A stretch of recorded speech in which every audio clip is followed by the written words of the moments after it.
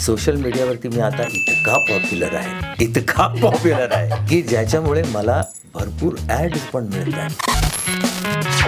आताचा काळ असा आहे की तुम्हाला विचारपूर्वक व्यक्त व्हायलाच हवं, पण ह्याचा अर्थ दुसऱ्यांच्या टर्ननी जगावं असा होत नाही. हा सिनेमा बघून हा सिनेमा आम्हाला आवडला, तुमचं काम या सिनेमात आम्हाला आवडलं, ते बोलायचा तुम्हाला अधिकार आहे. आमच्या पर्सनल लाईफ मध्ये पडायचा तुम्हाला अधिकार नाही, कारण आम्ही तुमच्या पर्सनल लाईफ मध्ये नाही पडत. ही जी सगळी पोरं आहेत ना, ही सगळी करणारी, त्या पोरं असल्यामुळे मी त्यांना भरभरून आशीर्वाद देतो. त्यांचं आयुष्यात भलं व्हावं, ते खूप मोठे व्हावे. ते सगळे याच प्रकारचे आहेत असं नाही, खूप छान आहेत. परमेश्वर करोने आपल्याला नेहमी अशी कामं करायला मिळो ज्याच्यामुळे आपल्याला सेल्फ चेक करता राहिलं पाहिजे. किती काय म्हणशील तरी सुद्धा प्रेम करणाऱ्यांची संख्या खूप जास्त आहे. मेरा महबूब बहरहाल है महबूब मेरा, सबका मंजूर नजर हो या जरूरी तो नहीं.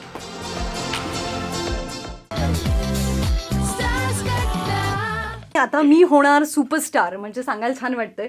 जेव्हापासून सीझन सुरू झाला आता 4था पर्व आलेला आहे आणि या 4ही पर्वामध्ये 3 जजेस हे कायम आहे. कंटेस्टंट बदलत गेलेत आणि अनेक नवीन नवीन टॅलेंटला जो आहे तो छान प्लॅटफॉर्म मिळाला स्टार प्रवाहावरती. मी होणार सुपरस्टार छोटे उस्ताद 4थं पर्व 3 जानेवारीपासून रात्री 9 वाजता आपल्याला पाहायला मिळणार आहे. आणि पुन्हा एकदा तुम्ही तयार आहात सुरांची परीक्षा घेण्यासाठी? आणि ती परीक्षा नाही आहे, सुरांचा अनुभव घेण्यासाठी असं आपण म्हणू शकतो. सुरांचा आनंद घेण्याकरता असे आम्ही तिथे बसलो आहोत. आणि त्याचबरोबर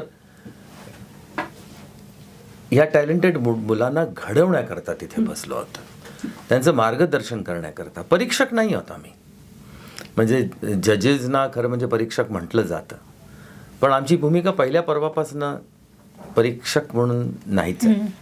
खूप छान सांगितलं तुम्ही की तुम्ही जज हे त्या फक्त खुर्चीमध्ये आहात, पण खऱ्या अर्थाने तुम्ही त्यांचे मार्गदर्शक आहात. आणि आज आपण जर पाहिलं तर खरंच एक चांगला प्लॅटफॉर्म मिळतोय. बऱ्याच वेळेस ना पालकांना कळत नाही की आपल्या मुलांना कुठल्या दिशेला पाठवायला पाहिजे, पण मला असं वाटतं की तुमच्या बालपणी ते संस्कार तुमच्यावरती झाले, त्याच्यामुळे तुम्हाला तुमच्या आयुष्याची एक दिशा मिळाली. त्यामुळे दोघांकडे मला जाणून घ्यावं असं वाटतंय की सर, आपण बालकलाकार म्हणून आपल्या करिअरची सुरुवात केली. 4 वर्षाची असताना नॅशनल अवॉर्ड तुम्हाला 5 वर्षाचा असताना 5 वर्ष 4.5चा होतो मी तेव्हा कामाला, म्हणजे शूटिंगला सुरुवात केली. पण 5 वर्षाचा असताना नॅशनल अवॉर्ड मिळालं. आणि त्यानंतर जवळपास 64 म्हणजे तो धरून 65 सिनेमे तुम्ही केले. हो, अप्रॉक्सिमेटली. सर, मला हे विचारावं असं वाटतंय की वेगवेगळ्या क्षेत्रामध्ये तुम्ही तुमचा ठसा उमटवलेला आहे, पण आज मागे वळून बघताना तुमच्या करिअरमधला कुठला टप्पा होता ज्याने तुम्हाला सर्वार्थाने घडवलं असं वाटतं? अर्थात बालपण. माझा पाया तिथे बनला गेला ना, इमारत नंतर बनली, पण पाया जिथपर्यंत मजबूत नसेल तिथपर्यंत आपण इमारत मोठी किंवा एवढी लांब लचक नाही बनवू शकत. मग ते त्याला लिमिटेशन्स येतात जर पाया नसेल तर. त्यामुळे मी सगळ्या ह्या मुलांसाठी पण ही पण आपल्या या शोमध्ये पण हे चौथं पर्व आहे, पण 4ही पर्वांमधली मुलं जी आहेत त्यांचा पाया घडला आहे या कार्यक्रमामुळे. आणि अशाच प्रकारे लहान मुलांचे जे काही कार्यक्रम असतात किंवा अशाच प्रकारे लहान मुलं सिंगर्स जरी नसले, ॲक्टर्स असतात, त्यांचा तो पाया घडतो. मात्र एवढंच आहे की सिंगर्समध्ये आपण हे पाहिलेलं आहे की लहानपणी जे लोक गातात, ते ज्यांची मुलं गातात ती मोठे होऊन सुद्धा सिंगर्स बनतात. त्यातले खूप सक्सेसफुल सुनिधी आहे नाव, नंतर तुमचा सोनू आहे, तो पण लहानपणापासून गातोय. तो टेलिव्हिजनवरती जरी तो गायला नसला तरी तो लहानपणापासून गातोय, म्हणजे मी त्याला ऐकलेला आहे तो लहान असताना दिल्लीत. तुमची श्रेया घोषाल आहे, ती पण लहानपणापासून गाते आहे. तुमचा जावेद अली सारखा सक्सेसफुल सिंगर आजचा, हा स्टेजवरती एक चाइल्ड प्रॉडिजी होता. कलंजीभाई म्हणजे कलंजीभाई आनंदजीभाईचा एक लहान मुलांचा त्यांनी ऑर्केस्ट्रा केला होता, ज्यात त्याला इंट्रोड्यूस केलं होतं. तर संगीतामध्ये असं बघितलं आहे आपण की मोठेपणी पण ते फेमस किंवा पॉप्युलर सिंगर्स बनतात, पण चाइल्ड ॲक्टर्समध्ये मेल्स करतात असं पाहिलं गेलेलं नाही आहे. यू सी, फिमेल्स झालेले आहेत, म्हणजे मीना कुमारी म्हणजे मीना अप्पांपासनं ते मुमताजपासनं, अरुणा इराणीपासनं, नंतर नीतू सिंग किंवा अनेक अशा बालकलाकार ज्या मुली आहेत त्यातल्या बऱ्याचशा मोठ्या झाल्यानंतर सक्सेसफुल हिरोईन्स झालेल्या आहेत. त्यामुळे तो पाया माझा जवळजवळ म्हणजे माझं ट्रान्झिशन जे होतं ते कधी झालं हेच मला कळलं नाही. म्हणजे ॲज अन अडल्ट हिरो म्हणून मी जेव्हा काम केलं, ज्याला आपण लीडिंग मॅन म्हणू शकत नाही, लीडिंग बॉय म्हणू शकतो, ते माझं पिक्चर होतं 1975 साली रिलीज झालेलं गीत गाता चल, ऑक्टोबरमध्ये. पण त्याच्या आधी ऑगस्टमध्ये शोले रिलीज झाला होता, ज्याच्यामध्ये माझा कॅमिओ होता. पण माझा लीडिंग बॉय म्हणून पिक्चर रिलीज झाल्यानंतर माझा last picture of child artist release झाला, म्हणजे 1976मध्ये बैराग, ज्याला बनायला 6 वर्ष लागली होती. मी दिलीप कुमार साहेबांचं बालपण त्याच्यात केलं होतं. म्हणजे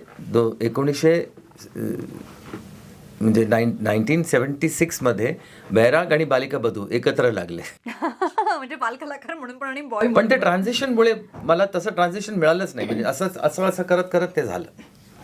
अशी ती गंमत आहे. त्यामुळे तो जो भाग आहे माझ्या आयुष्यातला बालकलाकारचा, तो माझ्याकरता सर्वात महत्त्वाचा आहे. कारण तिथे तो पाया रचला गेला आणि ज्याचा उपयोग मला आजही होतोय. क्या बात आहे, खूप सुंदर सांगितलंय. बापरे, काय legacy. लेगेसी म्हणजे प्रश्नच जो आहे ना, तिथे माणूस फ्लॅट होऊन जातो. तुझ्याकडे मला जाणून घ्यायचं आहे की तुझं म्युझिकशी इंटरॅक्शन बालपणी केव्हा झालं होतं?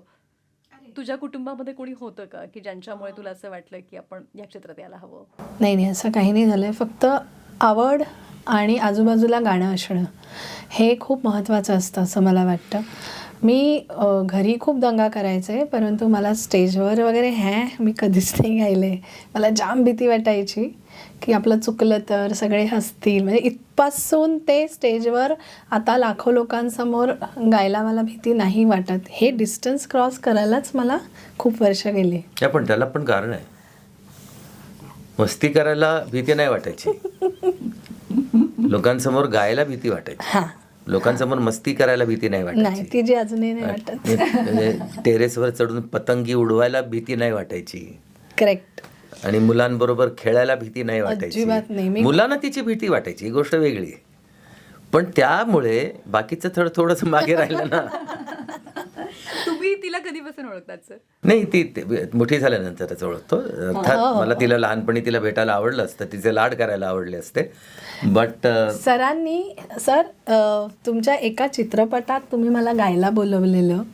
हो, आणि मी रात्री झोपले नव्हते तेव्हा त्या दिवशी, आणि आय वॉज सो एक्सायटेड की, आणि ही व्यक्ती तिथे ऑलरेडी हजर होती. मी गेले कारण मी थोडा अभ्यास वगैरे गाणं म्हटलं सरांसाठी गाणं गायचं वगैरे, आणि he was so cool. He was म्हटलं अरे आपण सचिन पिळगावकर यांच्यासाठी गातोय. आईची माझी अशीच रिॲक्शन असते, अगं गधडे तुला कसं बोलवलं त्यांनी गायला. ही खूप स्पॉन्टो रिॲक्शन असतं, म्हणजे सचिन पिळगावकरांनी तुला बोलवलं. So that was our first interaction actually. I sang a duet with him. आम्ही सातपुतेमध्ये. ओके. आणि मला आता ते लक्षात येतं आहे की किती शांतपणे आणि किती ॲज पर माय कम्फर्ट त्यांनी माझ्याकडनं हे काम करून घेतलं. म्हणजे त्यांचा ग्रेटनेस आहे ना, तो काम झाल्यानंतर ते रिलीज झाल्यावर आपल्याला कळतं ना, अरे या माणसाने माझ्याकडनं हे करून घेतलं. ये बात आहे. नाही, हे खरंच आहे. आणि ह्या मताशी मी पुन्हा सहमत आहे, कारण की रिसेंटली बिग बॉसचे क्रिएटिव्ह हेड केतन माणगावकर आले होते. त्यांनी हेच वाक्य असंच म्हटलं. येस. आणि माझ्यासाठी मी त्यांना एक नाव दिलेलं आहे जे मी आता सांगते. He is a Thalaiva of Maharashtra. Okay. अशा व्यक्ती आपल्यात साधेपणी वागतात आणि आपल्या वयाच्या किंवा आपली अक्कल लक्षात घेऊन वागतात, थोडक्यात सांगायचं. आणि हा त्यांचा ग्रेटनेस आहे की ते काय आहेत ना, हे आपल्याला अर्ध पण कळू शकत नाही जायला. सो आमच्यात वावरणारा हा थलाइवा आहे असं मी स्वतःला जाहीर करून टाकलेलं आहे की दिस मॅन. आणि हे भाग्य आहे माझं, या शोच्या निमित्ताने आम्ही खूप इंटरॅक्ट करतो आहे, खूप आम्हाला वेळ घालवता येतो त्यांच्याबरोबर. आणि सगळ्यात महत्त्वाचं, कार्यक्रमात जर 12 गाणी असतील, 12पैकी 10 गाण्यांमध्ये त्या गाण्याशी, मूळ गाण्याशी त्यांचा एकतर गायक म्हणून, एकतर कलाकार म्हणून, त्या चित्रपटातला कंपोजर म्हणून, कोरिओग्राफर म्हणून किंवा निर्माता आणि दिग्दर्शक म्हणून काहीतरी कनेक्ट असतो. आणि आम्ही असे हे दिस इज थलावी. सो एनिवे तू गाणं कुठल्या वयापासून नाही, मी गायला ते सुरुवात सांगते, केलीस? पण हा पण एक सर, प्रभाव पण आहे मला ना असं सर. वाटतंय की हे बघा, जसं आम्हाला ऐकायला मिळतंय ना, म्हणजे मी जसं तुम्हाला म्हटलं की प्रत्येक क्षेत्रामध्ये तुम्ही तुमचा ठसा उमटवलेला आहे आणि कसा तुम्ही इम्पॅक्ट केलाय प्रत्येकाच्या आयुष्यावरती हे सुद्धा लोकांना अगदी, कळलं पाहिजे अगदी. ना. आणि तिचा अनुभव ती सांगते, तिला सांगू हो नका. हो आम्हाला काय ऐकायचंय. कसं असतं ना की हे सगळे प्रभाव आहेत आपल्या आयुष्यावर झालेले, की आता माझ्यासाठी गाण्यामधलं जर का मोठं प्रभावी व्यक्तिमत्व असेल तर साक्षात लताजी आहेत किंवा किशोरदा आणि रफीजी, ज्यांना आम्ही कधी प्रत्यक्षात भेटलो नाही, जे हे महाभाग भेटलेत. म्हणजे त्यांच्या बोलण्या परत बघा मी आले इकडे, बिकॉज हे ना आमच्या आणि आधीच्या एरातला एक मिड पॉईंट आहेत. हे मी अनालाइज केलंय त्यांना बऱ्यापैकी, की हा जो मिड पॉईंट आहे तो आत्ता आमच्या बरोबर असणं आणि आम्हाला ऐकायला येणं त्यांचे अनुभव, याची देही याची डोळा म्हणतात ना, ते इतकं प्रॉमिसिंग असतं. आणि तो जो एरा बदलला आहे ना, त्या बदलाला या व्यक्तीने ज्या तऱ्हेने स्वीकारला आहे, म्हणजे मला असं वाटतं की या stage of his career and life माणसाने असंच असावं. हे त्यांनी एक आमच्या पुढे ना, आमच्या इंडस्ट्री पुढे एक छान उदाहरण आहे. सो हे म्हणजे मुलं आमच्याकडनं काय शिकतात आम्हाला माहिती नाही, पण आम्ही यांच्याकडनं दर एपिसोडला काहीतरी शिकतच असतो. आणि इट्स अ व्हेरी युजफुल काय म्हणायचं encounter. So I am very happy. मला छान वाटतं. आणि आय थिंक आम्ही तिघंही या कार्यक्रमामध्ये येतो ना, आमच्या अस्तित्वात असलेली सगळी आजूबाजूची कामं बाजूला सारून येतो ह्या एक्सपिरियन्ससाठी, एकत्र असणं. आम्ही तिघं खूप मजा करतोय. मी दोघं आता आदर्शला मिस करतोय, खूप मिस करतोय त्याला. हां, पण आमच्या तिघांमधली एक कॉमन गोष्ट तुला सांगतो की आम्हाला ना सगळ्या तिघांना चांगलं आधी दिसतं. या आणि हा आमच्या तिघांच्या स्वभावातला भाग आहे. ठरवलं नाही आम्ही असं करायचं, हा आमच्या स्वभावातला भाग आहे. खरं आहे. हे बऱ्याचदा असं होतं की आणि आम्ही एकमेकांना विचारतही नाही, पण आमचं साधारण मत तेच असतं. हो का? हां, की we are in sync with each other. हे महत्त्वाचं आहे. आणि कदाचित म्हणूनच मागचे 4 सीझन तुम्हीच आहात तिथे. चॅनलनी बाकी कोणाचाही विचार केलेला नाहीये, तुम्ही फिक्स आहात तिकडे. असू शकतं की आमची तिघांची जी कम्फर्ट लेवल आहे आणि एक रिस्पेक्ट लेवल आहे, आणि ते दिसते हा, पण स्क्रीनवरती पण दिसतं ते. सो त्यामुळे छान वाटतं तो एक्सपिरियन्स. आणि मी स्वतः हे बिलीव्ह करते की जर का मी एखाद्या गोष्टीत असेन तर मग मला ते पूर्णपणे जस्टिफाय केलं पाहिजे, नाही तर माझ्या असण्याचा तिथे काही उपयोग नाही. Somebody else will do the better work than me. So जर मी आहे तर माझ्यासाठी आणि माझ्या आजूबाजूच्या लोकांसाठी तो चांगला एक्सपिरियन्स असावा, असं माझं नेहमीच मत असतं. की मी गायला जरी गेले तरी माझ्याकडनं जर त्या कामात इनपुट येणार नसेल तर मग वाय शी इज देअर, हा प्रश्न मी नेहमी स्वतःला विचारते आधी, की मी का आहे इथे. आणि जर त्याचं उत्तर मला योग्य मिळालं तरच मी तिथे असते, नाही तर मी सॉरी थँक्यू म्हणते. सो गोईंग बॅक टू तू जे काय विचारलंस, मी लहान असताना गाणं शिकत होते. जसं प्रत्येक मराठी घरात गाणं कला सगळ्या शिकवल्या जातात. आणि आमच्याकडे तर गाणं म्हणजे काय मज्जाच असायची. आमच्याकडे भरभरून गाणं आहे, प्रत्येकाला गाण्याची आवड आहे, प्रत्येकाचा आपापला जॉनर आवडता. असं मी एकत्र कुटुंबात वाढलेली मुलगी आहे. पण त्यावेळी हे लक्षात नाही आलं की म्हणजे प्लेबॅक कोण, कुठे, काय. सर मला लहान असताना हेच वाटायचं की लताजी आणि आशाजी किंवा ही सगळी जी नावं, रेडिओ माझ्यासाठी रेडिओ हे माध्यम फार काय म्हणू जिव्हाळ्याचा विषय. ते ऐकतच मोठं झालं ना आम्ही. तर ना मला असं वाटायचं हे सगळे जॉब करतात. रेडिओ नावाचा एक काहीतरी ऑफिस आहे, जसे माझे बाबा ऑफिसला जातात तसं एक मस्त ऑफिस आहे जिथे अभ्यास काही नाही करायचं, फक्त गाणं गायचं जाऊन. असं मला स्ट्रॉंगली वाटायचं की हा जो एक रेडिओ नावाचा डबा माझ्या घरी आहे ते काहीतरी आहे ऑफिस, जिथे हे गाणं केलं जातं. सगळे जॉबला जातात रोज, कारण साधारण सगळी नावं 30 असायची गं. हां, आणि मला असं नक्की वाटायचं की चला मला हा जॉब करायचा. एवढंच त्याच्यातनं जे पर्क्युलेट झालेलं सगळं वातावरण जे होतं. मग हळूहळू शास्त्रीयचं शिक्षण तर चालूच होतं, परंतु प्लेबॅक हा खूप लांबचा विषय होता. पण म्हणतात तसं you are destined to do things. तसं एक एक सगळं आता सांगत बसत नाही, पण कॉलेजमध्ये असताना मात्र एकदा मी धारिष्ट्य केलं की बस आता होऊन जाऊ दे. हां.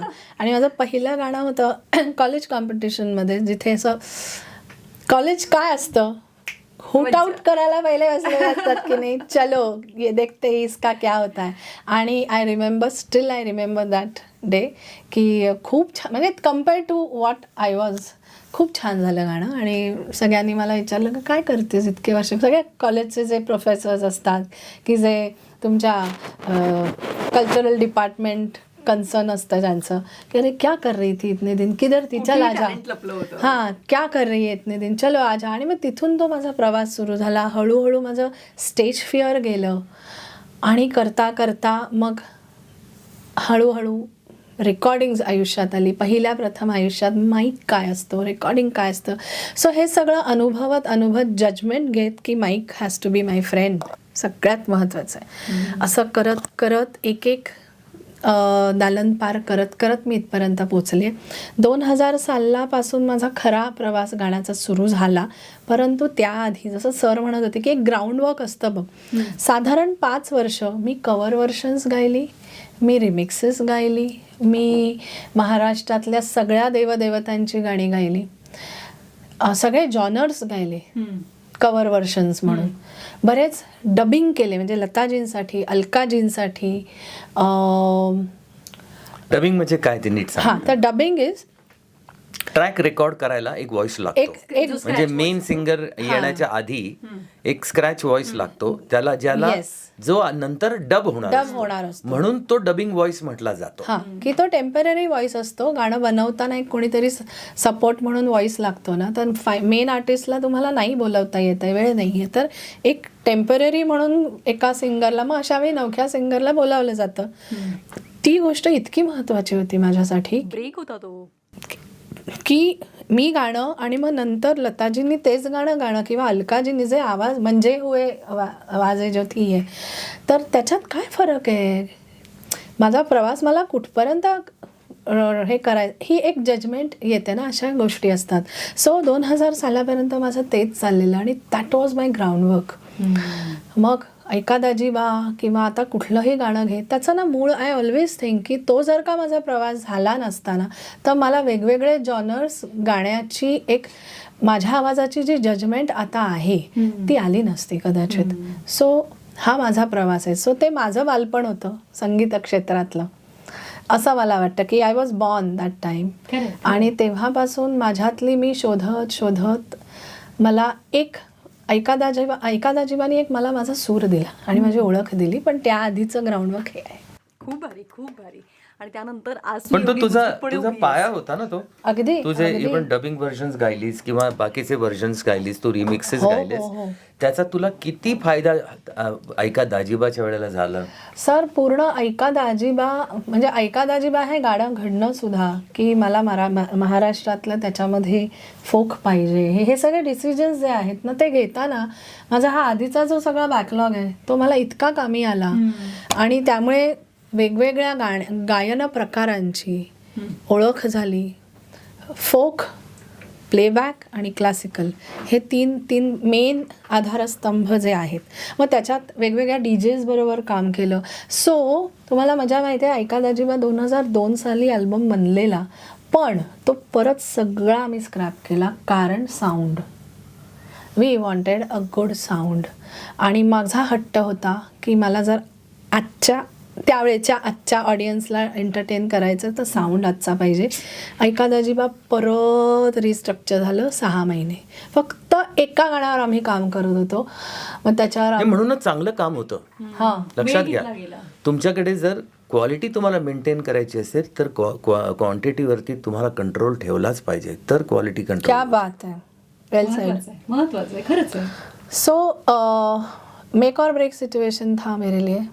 हां, म्हणजे घरच्यांना कळत नाही ना की एका गाण्यावर काय चाललंय, नाही जमत आहे का, बंद करा आता, असं होतं. नाही कळत आहे का. हां, मला ना एंड पॉईंट दिसत होता, पण त्याचा जो जर्नी असणार आहे, वेगवेगळे प्रकार रोज उठून रोज वेगवेगळ्या जॉनर्स, वेगवेगळे ग्रूव्ज लावून असं बरेच काही प्रकार झाले, स्केल बदलून झाली, वेगवेगळा फोक पॅटर्न अप्लाय करून झालं आणि मग तेव्हा जे आहे ते एका दाजीबा घडलं. पण दॅट्स म्हणजे आता बघ ना, ते आता 20 वर्ष 25 वर्ष झाली इट्स विथ मी. सो माझ्यासाठी जावेद साहेबांचा किती सुंदर शेर आहे ह्याच्यावर. कारण ऐका दाजीबा ऐकल्यानंतर लोकांना ती जी मजा आली आणि लोक खुश झाले. आजही ते गाणं फ्रेश आहे. आजही गाणं फ्रेश. टेक्नॉलॉजी कदाचित पुढे गेली असली, का सगळं असलं तरीही ते गाणं आजही फ्रेश आहे. पण त्याच्या मागची मेहनत लोकांना नाही दिसत, की काय काय करावं लागलं कोणाला. मग तो अवधूत असेल, वैशाली असेल, साऊंड इंजिनियर असेल, कोण जो असेल, त्यांना काय काय पेशन्स. अर्थात पण ते दिसत नाही ना, नाही दिसत. त्यामुळे जावेद साहेबांचा एक शेर आहे, खूप सुंदर शेर आहे, की नहीं देखता कोई कितनी है रियाजत किसकी. रियाजत म्हणजे रियाज. आपण रियाज करतो, मेहनत करतो, त्याच्या मागे एफर्ट्स करतो, तर रियाजला रियाजत पण म्हटलं जातं. तर नहीं देखता कोई कितनी है रियाजत किसकी, लोग आसानी को आसान समझ लेते हैं. ओह यही था सब. खूप छान. म्हणजे बघ किती मी ॲक्च्युली माझा एक पुढचा प्रश्न होता की तुमच्या आवडणाऱ्या गाण्यांबद्दलचं ट्रिव्हिया असं सांग, म्हणजे मी ते गाणं त्याच्यानंतर लावेल. आणि तुम्हाला ऐका दाजीबाची इतकी छान स्टोरी सांगितलीस. ऐका दाजीबा मी खूप मोठा फॅन आहे ऐका दाजीबा. सर, आणि जसं मी तुला म्हणाले ना की खरंच तू ती मेहनत घेतली ना, त्यामुळे आजही ते गाणं खूप रिलेव्हंट वाटतं. आजही ते गाणं तू पबमध्ये जात तर वाजायला लागली. आता पण आहे त्याचे आता रिमिक्स व्हर्जन जरी आले तरी पण लोक, म्हणजे मला असं वाटतं जेव्हा रिमिक्स येतं ना तेव्हा त्याचा कुठेतरी हाही एक फायदा आहे की लोक ना खरं काय ना ते ओरिजिनल काय ना त्याचा जाऊन शोध घेतात, की मग कम्पॅरिझन करतात की अरे हे. बऱ्याच जणांनी केलंय. मलाही विचारण्यात आलं तू करणार का, म्हटलं नाही, मेरे लिए जो ओरिजिनल है वही काफी है. त्याच गोष्टीने मला ओळखलं जातं, तर ती ओळख मी नाही. आणि दुसरी गोष्ट म्हणजे इतरांनी करावं ना. Exactly, you said it. See आणि ते केलंय. हां, अरे करण कांचनचं हिट होतं गेल्याच वर्षी होतं. सो अगेन कुसुमिता किंवा एक अल्बम म्हणून, एक माझी ओळख म्हणून, आयडेंटिटी ॲज अन आर्टिस्टची मला हवी होती, ती मला ऐका दाजीबांनी दिली. आणि मग तिथून ती जी माझी घाबरणारी आणि विंगेतनंच पळून जाणारी मी मी एकदा असं केलेलं, एका कॉम्पिटिशनला विंगेतनं पळून गेलेलं, नको नाही जमत आहे, ते खूप छान छान गाणार आहेत, मला नाही येणार करून गोईंग बॅक. सो ते तसं नाही झालं आता आणि आय एम हिअर नाव. क्या बात. आणि असं अनेकांना विंगेतनं खिचून आणते आणि म्हणतात की गा येते गा, हो की नाही. आणि आत्मविश्वासाच्या बाबतीत बोलायचं तर सर, तुमचा आत्मविश्वास कोणीच तोडू शकत नाही, हे तेवढंच खरं आहे. वेगवेगळ्या क्षेत्रामध्ये काम केल्यानंतर, म्हणजे चित्रपटातीलच वेगवेगळ्या क्षेत्रात काम केल्यानंतर कोणता असा वाटतं तुम्हाला की डिपार्टमेंट त्यांनी मला खूप समाधान दिलं आहे, म्हणजे हे दिग्दर्शन करताना मला जास्त समाधान मिळालं आहे. म्हणजे हे खरं तर आर्टिस्टसाठी खूप डिफिकल्ट असतं डिसाईड करणं की कशाने मी सॅटिस्फाय झालेलो आहे, कुठलं काम मला आनंद देणारं किंवा तृप्त करणारं आहे. तर असं झालं की नाही, अजूनही तुम्हाला असं वाटतं की त्याचा शोध सुरू आहे, ते संपलेलं नाही आहे? माझ्या धाकट्या बहिणीचं नाव तृप्ती आहे. बरं. तृप्ती, त्याला आपण तृप्ती म्हणतो, करेक्ट प्रोनाउन्सिएशन तृप्ती आहे. तर तिच्या व्यतिरिक्त तृप्ती या नावाशी माझा काही संबंध नाही. पण मला असं वाटतं की सर हे राहिलं पाहिजे ना कलाकारांनी. जर तो तृप्त झाला तो म्हटलं की हो आता मला समाधान मिळालं सगळ्याचं, तर मग सगळंच थांबलं. हे तृप्त होणं वेगळं आणि समाधान वाटणं वेगळं.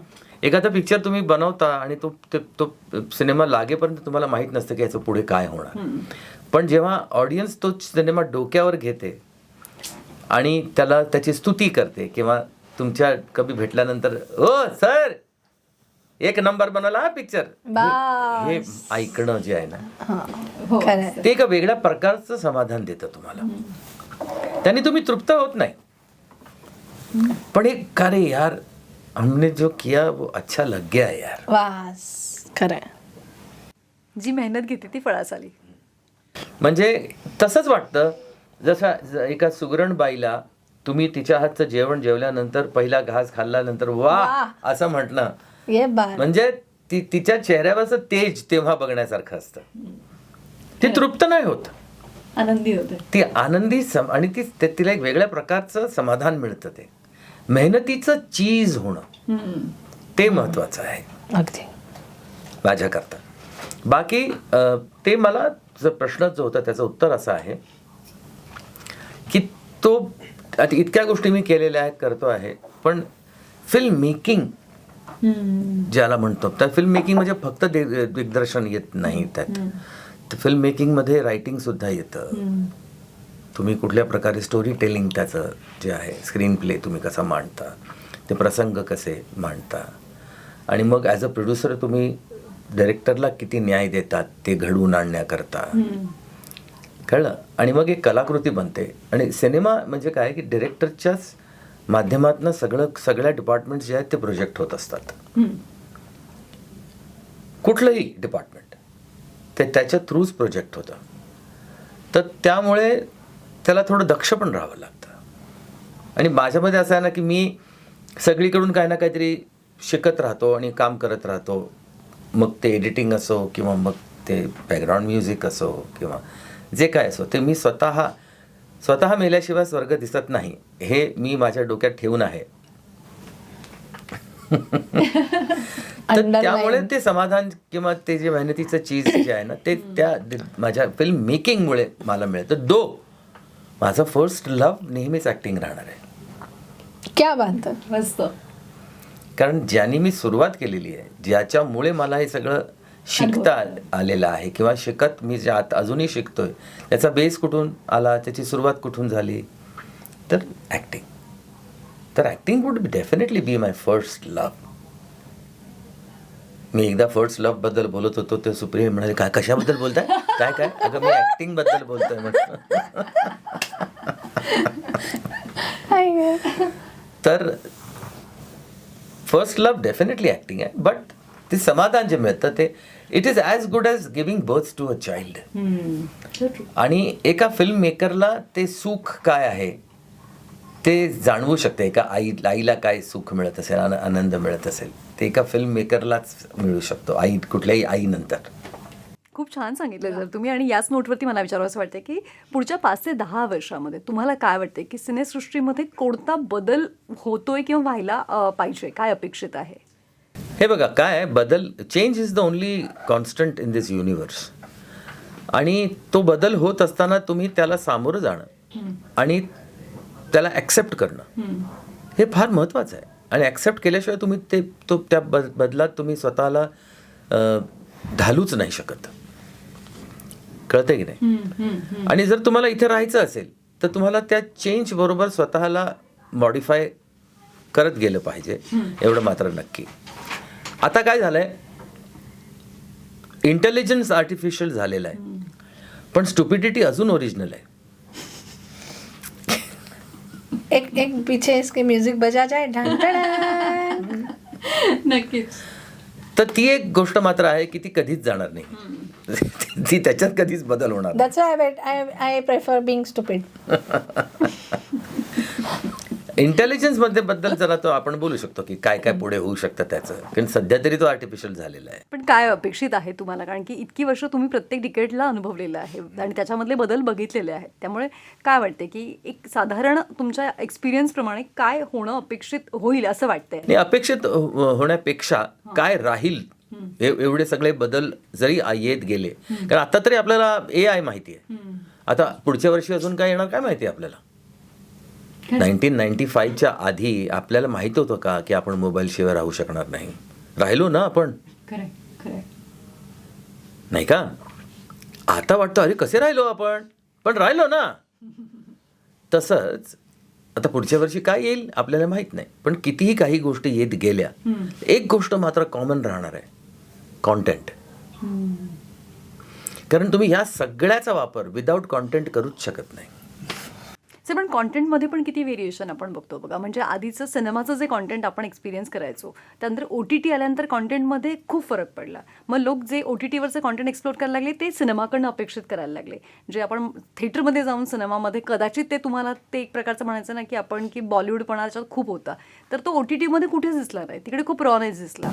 हो, अर्थात आजही सिनेमा तुम्ही जेव्हा पाहायला जाता तेव्हा लार्जर दॅन लाईफ तुम्हाला बघायला जास्त आवडतं. म्हणूनच धुरंधर सारखा सिनेमा चालतो, म्हणूनच पुष्पासारखा सिनेमा चालतो, म्हणूनच जवान किंवा असे जे सिनेमे आहेत, पठाण किंवा हे जे सिनेमे आहेत, हे लार्जर दॅन लाईफ आहेत. म्हणजे अल्टिमेटली तुम्ही झुकता कुठे तर थोडाफार तुमच्यावरती प्रभाव पडतो व्हिडिओ गेम्सचा. तानाजी जो सिनेमा आला होता तो खूप प्रभावित होता व्हिडिओ गेम्सशी. त्यातले जे ग्राफिक्स आणि हे न ते वगैरे सगळे हे आपल्याला व्हिडिओ गेम्सची आठवण करून देतात.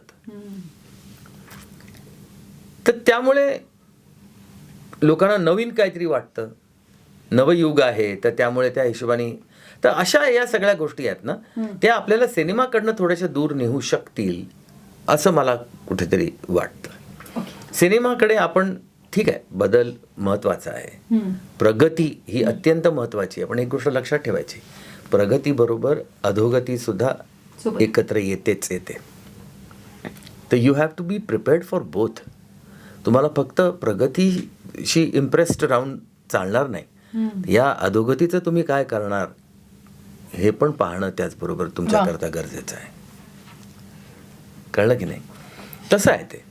तर त्यामुळे कॉन्टेंट असा असावा जो सिनेमात पाहायला. आता आपण मराठी चित्रपटाचं उदाहरण देतो. नवरा माझा नवसाचा 2 बनवण्याच्या आधी किंवा बनवण्याची मी सुरुवात केली, सगळं केलं, काही लोकांनी तर नाका मुरडली. त्याला त्याची काही कमी नाहीच आहे आपल्याकडे. पण काही जी अतिशय सेन्सिटिव्ह माणसं होती आणि वेल विशर्स होती माझी, त्यांना पण वाटलं की आता सचिन सरांनी पिक्चर बनवू नये. काय आता एवढ्या वर्षांनंतर त्यांची स्टाईल लोकांना आवडेल का? कारण जमाना बदलला आहे. हा विचार समोर आला लोकांच्या, नाही तुमच्या समोर, माझ्यासमोर नाही आला. माझ्यासमोर मांडला ना. हा होई मग तीच सर म्हणाले माझे वेल विशर्स नाही. हो हो हो. काही वेलविशर्स असतात, काही शुभचिंतक असतात. शुभ व्हायला लागली की चिंता वाटते. हा, जे त्यांचं शुभ व्हायला लागतं त्याची चिंता वाटते, ते शुभचिंतक असतात. पण काही खरोखरी जेन्युइन वेलविशर्स असतात. ते त्यातले काही माझ्याकडे आले, सर नका ना करू. अच्छा, म्हटलं का रे? नाही हो, आता टाइम बदललाय ना. तर ठीक आहे ना, केलेत तुम्ही ना, आता काय तू करायचं राहिलंय बाकी. आणि तुम्ही जर तेच केलं तर ते लोकांना, आत्ताच्या लोकांना नाही आवडणार. बरं म्हटलं ठीक आहे. आता मी म्हटलं घरी तर काय मी बसू शकत नाही, त्यामुळे मला काहीतरी करायचं आहे, त्यामुळे बघतो करून काहीतरी बदल करा. पण म्हटलं बरं काहीतरी बदल करतो. हां, असं मी सगळ्यांशी बोललो, सगळं झालं. करत करत करत ही काळजी फक्त शुभचिंतक म्हणजे सॉरी वेल विशर्स जे आहेत त्यांनाच फक्त होती असं नाही, आपल्या घरातल्या वेल विशर्सना सुद्धा होती. सुप्रिया, श्रिया, की एक तर ते नवरा माझा नवसाचा इज अ लेजंड. त्याला तुम्ही आता 19 वर्षांनंतर हात घालताय. हे बघ, रिस्क तर होतीच होती, पण रिस्क कधी नसते. तुम्ही सिनेमा बनवता तेव्हा रिस्क असतेच ना, हो की नाही? म्हटलं करून बघूया. मी फ्लोअरवरती पहिल्या दिवशी गेलो, बदल करायचा म्हटलं तर काय बदल करायचा? आपल्याला बदल करणं जमेल का? ते महत्वाचं. Let us B that. मग मी एक ठरवलं, मला 2 सेकंद लागले फक्त तो विचार आल्यानंतर ठरवायला. मी तेच केलं. कारण तुम्हाला जर वेगळं व्हायचं असेल ना, the best way to be different is to be yourself. परमेश्वरांनी प्रत्येक माणसाला वेगळं बनवलेलं आहे, चेहऱ्यापासनं. ती करामत तर कोणालाच जमणार नाही, जे त्यालाच जमते. फक्त 2 डोळे, 1 नाक, 2 ओठ, 2 कान, 1 कपाळ, 2 भुवया, सगळ्यांच्या सेम आहे, हेच आहेत सगळे, पण चेहरे सर्वांचे वेगवेगळे. त्यामुळे प्रत्येक व्यक्ती जी आहे ती वेगळी आहे, ती डिफरंट आहे. आणि तुम्हाला जर वेगळं व्हायचं असेल, दाखवायचं असेल वेगळेपण, तर तुम्हाला स्वतःशी प्रामाणिक राहूनच ते दाखवता येईल. हे आज के दिन का सीख है ना ये. आहे की नाही, हेच मी सांगत असते की आमच्यासाठी नाही सर, सॉरी मी इंटरप्ट करते तुमच्या थॉट प्रोसेसला, ही इतकी लिटमस पेपर टेस्ट आहे. हे यांच्यासारखी व्यक्ती जेव्हा असा विचार करते तेव्हा आपल्या डोक्यात असा काही पॅरलल आपल्या कामातला विचार चालू असतो ना, तेव्हा टिकमार्क मिळतं. हां, he is also me thinking ना दिस तुला वे. सांगते, आजपर्यंत जेव्हाही सरांशी गप्पा मारलेल्या आहेत त्या गप्पांमधनं ना जो काही सार निघतो ना, एक्झॅक्टली. त्याच्यात असं असतं की किती काय काय आहे. म्हणजे सरांनी तर अर्थात त्यांचं पुस्तक लिहिलं, मला असं वाटतं की अजून त्याचं पुढचं एक व्हर्जन काढायला पाहिजे सर तुम्ही, या वेगळ्या आठवणी. म्हणजे जसं तू म्हणाली ना की 10-11 गाणी शोमध्ये, त्यातल्या 9 ते 10 गाण्यांबद्दलची सगळी इन्फॉर्मेशन माहिती आहे, त्याच्याशी कनेक्टेड आहे आणि खूप गरजेचं आहे. तुला माहिती का, मी आता रिसेंटली जेव्हा काही शोज केले होते त्याच्यामध्ये हिंदी गाण्यांचा ट्रिव्हिया खूप लवकर मिळतो. सर मराठी गाण्यांचा ट्रिव्हिया ना शोधता कोणी ठेवलं नाही, कोणी ठेवलाच नाही. जपलं मला नाही. खूप वाईट वाटलं. मग मी म्हटलं की वाय नॉट, आपल्याकडे एवढे आर्टिस्ट येत असतात, सो आपण त्यांच्या गाणी त्यांच्याकडनंच घेत. जसं तू ऐका दाजीबाचं सांगितलं, सरांच्या गाण्यात माझा आत्ता सर येणार, तर जेव्हा मी सांगितलं रिसेप्शनवरती, अच्छा अखी ओके जरोकेचे आणि मी म्हटलं हां येणार आहेत ते. तर म्हणजे गाण्यांबद्दलची माहिती, कारण की माझ्यासाठी तर तेच आहे ना गं, मी गाणं वाजवतीये पण त्याची मी ऑनलाईन सर्च करणार, आणि माझा संबंध असा नाही की माझ्या घरातलं कोणी बॅकग्राऊंड त्याच्यातलं आहे आणि त्याच्यामुळे मला इन्फॉर्मेशन मिळेल, किंवा तशी पुस्तकं आपण बघावं उपलब्ध पाहिजे. तर हिंदी गाण्यांबद्दल खूप आहेत, म्हणजे मराठी गाण्यांबद्दल मग आता लेजंडकडनंच घेऊयात. हो ना. थँक्यू सर हे सांगितल्याबद्दल. आणि तुम्ही आत्ता धुरंधरचा उल्लेख केला होता, तुम्ही आणि सुप्रिया मॅमनी जो काही डान्स केला, म्हणजे इंटरनेट तोडलं होतं तुम्ही. अरे फार गोड केला, फार गोड. किती वेळ लागला ती स्टेप तुम्हाला अडॉप्ट करायला? 4-1 मिनिटं, 3-1 सिनेमा मिनिटं. पाहिला तुम्ही? नाही पाहायचं आहे मला. आता मला वेळच नाही आहे ग, खूप पळापळ चालू आहे माझी. आउटस्टँडिंग, फार गोड, फार गोड. म्हणजे अॅनिव्हर्सरीच्याच दिवशी तुम्ही पोस्ट केली होती, श्रेयानी पोस्ट केली होती आय गेस. आम्ही बँगलोरला होतो, श्रेयानी आमची वेडिंग अॅनिव्हर्सरी ब्रिंग इन केली. तर त्या दिवशी मग आम्ही सकाळी तिने आमचा हा तिथेच बँगलोरच्या ताजमध्ये राहिलो होतो आम्ही. काय मस्त प्रॉपर्टी आहे ती. अरे बाप रे, गेली नसशील तर एकदा तरी नक्कीच जा. ताजच्या, आता मी गोव्याला जेव्हा गेले होते, अगोडाच्या इथे आहे, काय सुंदर आहे ती पण, सुंदर. नाही पण एकदा विंटर्स मध्ये हे जाऊन बघ इथे बँगलोरला ताजची प्रॉपर्टी. आ हा हा हा हा, म्हणजे तू बाहेर पडावंसच वाटत नाही. रूमच्या बाहेर गेल्यानंतर तुम्हाला तिथेच फिरता त्याच आवारात. पण सर आजकाल ते पण प्रेफर करतात खूप जण की मी वेकेशनला कुठे गेलं, मला कुठे फिरायचं नाही, मी असंच हॉटेल निवडणार की जिथे मला ना सगळ्या गोष्टी छान मिळतील आणि माझा एक मी टाईम मला तिकडे मिळेल. असाही एक अशी एक जागा आहे इंडियामध्ये, तिकडे तसं तुम्हाला करता येईल. Go with your family. There is a place called Landour. Okay. हां, कुठे सर? LANDAUR, लँडोर. देहरादूनला फ्लाईटनी उतरायचं, ठीक आहे. मसुरीकडे वर जायला निघतो आपण, तर मसुरीकडे न जाता राईटला अजून 1.5 तास वरती, मसुरीच्या पुढे 1.5 तास इज लँडोर. आणि काही सीझन आहे कुठला? एवढी एक थंडी आहे तिथे मस्त म्हणजे असं पैकी. particular नाही, यू या can go in April may also. पण एप्रिल मे मध्ये जागा मिळायला जरा थोडीशी, कारण छोटीशी जागा, एवढी जागा आहे. त्याच्यात एक रग्बी मॅनर म्हणून आहे, ते तुम्हाला 6-8 महिने आधीपासून बुक करावं लागतं. बरं. कारण 12च रूम्स आहेत फक्त. ओके ओके, बाकी पण राहण्याच्या जागा आहेत, नाही असं नाही, पण बेस्ट इज रग्बी मॅनर. हां, मग तिकडे आणि छोटी गाडीवरती चढते. हां, ते मोठ्या गाडीतनं इनोव्हा वगैरे नाही जाता येत तुम्हाला, छोट्या गाडीतनं जावं लागतं. बरं. कारण रस्ताच तेवढा आहे. तिकडे तुम्ही एकदा पोहोचलात, सामान ठेवलं की ती गाडी गेली, मग तुम्हाला गाडीची गरज नाही. तुम्ही जर तिकडनं हॉटेलमधनं बाहेर निघालात, राईट साईडला गेलात आणि थोडं चालत गेलात की तिकडे एक जागा आहे ज्याचं नाव आहे 4 दुकान. इथे लिटरली 4 दुकान आहेत. त्यातलं एक दुकान असं आहे जिकडे ऑमलेट, पाव आणि चहा मस्त मिळतो. त्यांनी त्याच्याकडे सचिन तेंडुलकरचा फोटो लावून ठेवलेला आहे ते खाताना. तिथे बसायचं, गप्पा मारायच्या, चहा प्यायचा, फॅमिलीला घेऊन जायचं. मग ते एक दुकान बघत जायचं. 4 दुकानं आहेत. ते करून मग परत चालत आपल्या हॉटेलमध्ये यायचं, मजा करायची, फिरायचं, स्पोर्ट्स शूज. बरं, हे उजव्या हाताला गेलं 4 दुकान, आणि डाव्या हाताला तुम्ही गेलात तर नर्स बाजार नाव आहे. त्या नर्स बाजारमध्ये 2 दुकानं आहेत, त्याच्यात काही काही गोष्टी मिळतात, म्हणजे जनरल स्टोअर्स वगैरे असतं ना तसं.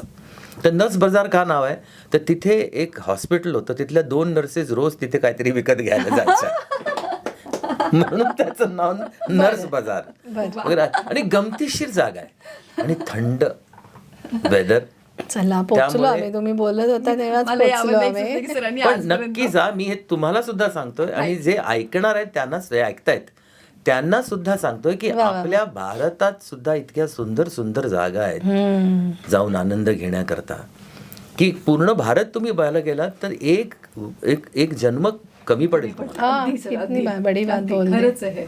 तुम्ही कशाला बाहेर जाताय बाहेरच्या देशात? नाही जा. नाही तसं नाहीये, पण खरंच आहे तुमचं हे म्हणणंच आहे ते पण खरंच. भारत तर पहा आधी. भारत आपला किती देश किती बघा. सुंदर आहे. आणि आपल्यातला म्हणजे या म्हणजे हा जो भारत आहे त्याचा सर्वोत्तम दागिना काय आहे? हम्म. इमोशन्स. वा. आजही आपण पहिली गाडी एक असतं ना, पहिलं घर, हा मग हे हे भारत सोडल्यास कुठल्याही देशात असं म्हटलं नाही जा.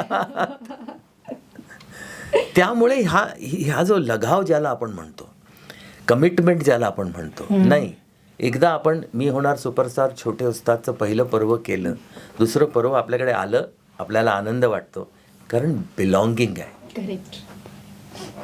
ते बिलॉंगिंग असणं हे तुम्हाला फक्त हिंदुस्थानात मिळेल, फक्त भारतात. Integrated sir. या है ना? ऍक्च्युली आणि आतापर्यंत मी म्हणायचे की सर सिनेमाबद्दल, कलाकारांबद्दल, गाण्यांबद्दलचा ट्रिव्हिया देतात, आता तुम्ही जागेबद्दलचा ट्रिव्हिया पण द्यायला लागलात. किती छान ना. मला असं वाटतं की ह्या सगळ्या गोष्टींमुळेच आपला उत्साह आणि उत्सुकता वाढते की अरे हे पण एक्सप्लोर करायला पाहिजे. म्हणजे नावातच किती गंमत आहे, तू म्हणाली बघ. आणि पुन्हा एकदा छान अभ्यास केला, तिकडे पण गेलात, नुसतं जाऊन बघितलं नाही. तर ती आठवण आता इतरांना तुम्ही शेअर केली आहे. वैशालीताई, तुझ्याकडनं मला जाणून घ्यावंसं वाटते की आपण खूप काम करत असतो ग आणि ते काम आनंद देणारं पण असतं, पण आपल्याला जी मानसिक शांती पण हवी असते. कामातनं तर ती मिळते, पण त्या व्यतिरिक्त ती कशी शोधतेस तू? माझा खरंच सांगू का, खूप वेळ कामातच जातो आणि मी खूप खुश असते माझ्या कामात. माझी मी असते आणि माझं आणि शब्दांचं एक वेगळं नातं आहे असं मला वाटतं. की मला गाणं या एंटायर प्रोसेसमध्ये कुठली गोष्ट आधी अट्रॅक्ट करते ते शब्द. मला खूप वाचायला आवडतं. जेव्हा मला आता वाचनाचं वेळ मला जरा बाजूला ठेवायला लागलं, कारण आपण आता मैदान में उतर गए तो वो सब करना पड़ रहा है. पण अशा वेळी गाण्यात जेव्हा छान शब्द येतात ना, तेव्हा म्हणजे मानसिक शांतता मिळणं हा जर का तुझा हे असेल तर मला ना चांगले शब्द माझ्या वाट्याला आले की खूप आनंद होतो. क्या बात है. खूप आनंद होतो की वाह. कारण ते शब्दच आपल्याला ठेवणार असतात लोकांच्या मनात. सो पहिली गोष्ट, हां चला कुछ अच्छा कंटेंट मिला, इस पे काम करते, अशी एक ऊर्जा निर्माण होते. कंपोजिशन कसं आहे काय हे ठरवणारे आम्ही कोणी नाही. आम्ही गायल्यानंतर त्याचं काय होतं हे ऑडियन्स ठरवत असतं. पण शब्द कसे असतील, शब्द हे आपण डिसाईड करू शकतो की हे मला पटतायत का, हे मला आवडतात का. ॲब्सोल्युटली. सो मला हे जेव्हा लक्षात आलं की शब्द हे माझं पहिलं एक ओके किंवा नॉट ओके करायचं, हां क्लिक होणारी गोष्ट आहे, ते पहिलं माझं मानसिक समाधान असतं. माझा अख्खा दिवस चांगला जातो माहिती आहे जर मी असं छान काय, जसं अवधूतनी कंपोज केलेलं आई कुठे काय करते. अरे मी खूप आधी त्याला सांगितलं, गाणं त्यांनी मला रेकॉर्ड करून स्वतःच्या आवाजात पाठवलं. गुरुनी गाणं लिहिलेलं. आधी ना मी खूप रडून घेतलं. आय एन्जॉयड इट सर, की अरे या असे शब्द, आईची व्याख्या करणारे इतके सुंदर शब्द माझ्या वाट्याला यावेत, यापेक्षा आपण अजून काय भाग्य असतं, हो की नाही. आणि त्यातून अवधूतनी तर म्हणजे कमाल केलेली त्या कंपोजिशनमध्ये. हा एक तुला हे उदाहरण सांगते की ती जी तो आनंद शांततेत कन्वर्ट होतो आणि दिवसभर मग माझा चांगला जातो. अँड देन जेव्हा तुम्ही खुश असता तेव्हा तुमचे सराउंडिंग्स तुम्ही खुश ठेवायचा प्रयत्न करता, शांत ठेवायचा प्रयत्न करता. सो माझ्यासाठी हे फार महत्त्वाचं आहे. बाकी मला मी कुठेही गेले ना, फिरायला गेले म्हणजे आत्ताच येताना सरांना सांगत होते, माझा मुलगा म्हणतो 5 मिनटं गप्प बस, फक्त 5 मिनटं. सतत माझं काहीतरी चालू असतं. हे तू हिमालयात नाही तर तुमच्या तिकडे जरी गेले तरी माझ्या आतमधली मी जी असते ती सेम असते. गाडीमधून येताना पण सा ग प चालू होतं. मी म्हटलं बसा ग प. पण होतं असं, म्हणजे आय कॅन रिलेट. मलाही हा डायलॉग ऐकायला मिळतो. आता थोडं 5 मिनिटं ब्रेक घेऊयात का? हां, तर नाही ऐक ना, तर त्यामुळे मला कुठे बाहेर जायची शांतता शोधायला मला बाहेर जायची गरज नाही. I go out to be with my family. की आत्ता जस्ट आम्ही सिल्वासा फार लांब नाही आहे, पण मुंबईवरनं पटकन ट्रॅव्हल करण्यासारखी जागा होती, सो दॅट आपण लवकर पोहोचू आणि जास्त मजा करू. माझा मुलगा इतका खुश होता की चला इथून तुला कोणी रेकॉर्डिंगला बोलवणार नाही. सो ती शांतता आनंद मी त्याला दिला, ह्याच्यात माझा आनंद आहे. सो पर्सनली फॉर मी शांतता म्हणजे सुटसुटीत दिवस जाणे, छान घरचं जेवण मिळणे, किंवा बनवायला लागलं तर शांतपणे मला जेवण कुठलीही कटकट न ऐकायला जेवण करायला आवडतं. फार मी काही ग्रेट नाही आहे, पण जे काही मला येतं शांत पीसफुल दिवस जाणं. गाणं, हां, रोज एक गाणं. मला आत्ता येताना पण माझी अचीवमेंट काय, 2.5 तासांमधली माझी एक गझल मला करायची, पुढच्या 15 दिवसात रेकॉर्ड करायचे. त्या माणसाने, त्या कंपोजरने खूप विश्वासाने ते गाणं मला पाठवलं आहे. ते आता मला वेळ मिळाला, मी बसून ते माझा जो अभ्यास आहे, दुसरी गोष्ट मला शांतता देते ते म्हणजे माझा अभ्यास. मला अभ्यास केलेला नसताना सादर होणं नाही आवडत, कारण मलाच माहिती नसतं की माझ्याकडनं आउटपुट काय येईल. सो ती गोष्ट मला एक शांतता देते. आणि तिसरी, परत मी गाण्याकडेच येते, तिसरी गोष्ट, जेव्हा कंपोजर मान्य करतो की हां हिने मला जे हवं होतं ते गायलं आहे, तो जो आनंद असतो. म्हणजे मगाशी तू सरांना प्रश्न विचारलास की तसं आहे की त्याच्यात मग अवॉर्ड मिळणं किंवा काय, या सगळ्या गोष्टी ना झिरो होतात अगं. 4 लोक ठरवणार ते अवॉर्ड. हां, तर पहिली गोष्ट, आपण कोणासाठी गातो तर त्या कंपोजरसाठी गात असतो, त्या सिच्युएशनसाठी गात असतो. सो जेव्हा माझ्याकडनं तो आउटपुट येतो आणि कंपोजर त्याच्यावर संगीत दिग्दर्शक त्याच्यावर टिकमार्क करतो, किंवा डायरेक्टर, उदाहरणार्थ केदार शिंदेसारखे डायरेक्टर असतील, यांच्यासारखे असतील, हां, की दे आर, म्हणजे त्यांच्यासाठी खूप ती व्हॅल्युएबल गोष्ट असते. त्यांच्या फिल्ममधलं गाणं हे ह्या लोकांसाठी एक महत्त्वाचं त्या चित्रपटातली एलिमेंट असते. So making them happy is very important for me. Convincing what त्यांच्या डोक्यात काय आहे हे सादर होणं. सो थोडक्यात उत्तर द्यायचं तर ही मला शांतता आणि समाधानपूर्वक मी स्टुडिओतनं बाहेर येते, हे माझ्यासाठी अल्टिमेट आहे. आणि ते रोज व्हावं माझ्या आयुष्यात, एवढंच, हेच मला माहिती आहे. खूप सुंदर. सर, इतके चित्रपट केले तुम्ही, त्याचा काउंट केलाय किती केले? कारण की हो, आता अपडेट केलेलं आहे. आता माझं 4थं एडिशन, म्हणजे 4थी आवृत्ती, हाच माझा मार्गची आत्ता बाहेर आली काही महिन्यात. त्याला हे केलं होतं. हो, केलं होतं, पण मला तिथे पोहोचताच आलं नाही. त्या काउंटरवरती खूप गर्दी होती. हो, इतकी गर्दी होती, अजून काय पाहिजे. क्रेझी गर्दी. म्हणजे मला तिकडनं कसा मी बाहेर पडतोय, मी आणि श्रिया, आणि कसे आम्ही घुसून तिकडनं दोन्ही बाजूनी अशी माणसं, मग ते बाउन्सर्स होते, ते पकडून आम्ही दोघं कसे बसे त्या गाडीत घुसलो आणि पळालो. खूप क्रेझी रिस्पॉन्स होता. 19ला तुम्ही आला होता. 19ला मला तो काही लोकांचे फोन, एकतर मेहता पब्लिकेशनचे ते अखिल मेहता आहेत, त्याचाच फोन आला होता. म्हटलं बघतो बाबा काय ते. मग काही अजून मित्र आहेत आमचे, त्यांचे पण स्टॉल होते, तर या ना. नाही, त्यांना खूप सोपं वाटतं स्टॉलमध्ये या म्हणून. नाही होतं पण सर, आणि ते खूप यूज होतं सर. पॉसिबल असलं पाहिजे ना. कसे बसे गाडीत बसलो आणि धडाम निघूनच गेलो स्ट्रेट अवे. करणार काय. मला सांगा की आतापर्यंत किती म्हणजे त्याच्यात सांगाल, मी जेव्हा नवीन वाचेल तेव्हा सांगेल, पण तुम्ही आता सांगाल का किती चित्रपट झालेत? 250हून जास्त झाले असते. ओके. आणि सर, 250हून जास्त चित्रपट तुम्ही केलेले आहेत, पण कधी असं वाटले का की आपल्या या चित्रपटातली ही भूमिका ना प्रेक्षकांना समजून घेताच नाही आली, असं कधी कलाकार म्हणून वाटतं? नाही, मला तरी असं वाटतंय की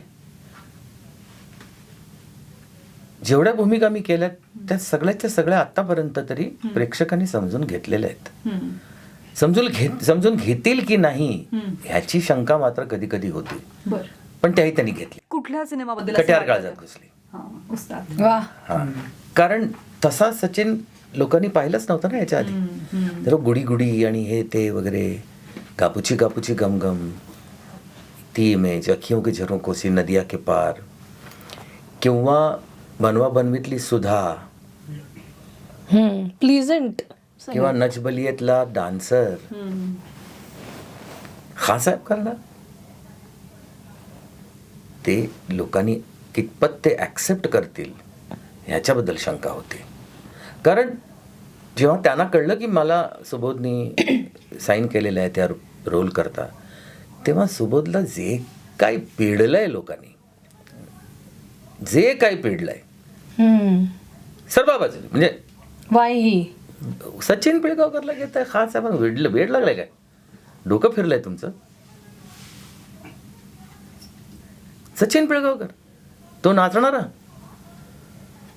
ही नवरी असली आणि चोरीचा मामला डान्स करणारा, क्लासिकल गाण्यांवरती रोल करणार. सुबोध गप्प राहिला. सुबोधनी कोणालाही उत्तर दिलं नाही. तो आत्मविश्वास त्याचा, विच टुक मी प्लेसेस. आणि मग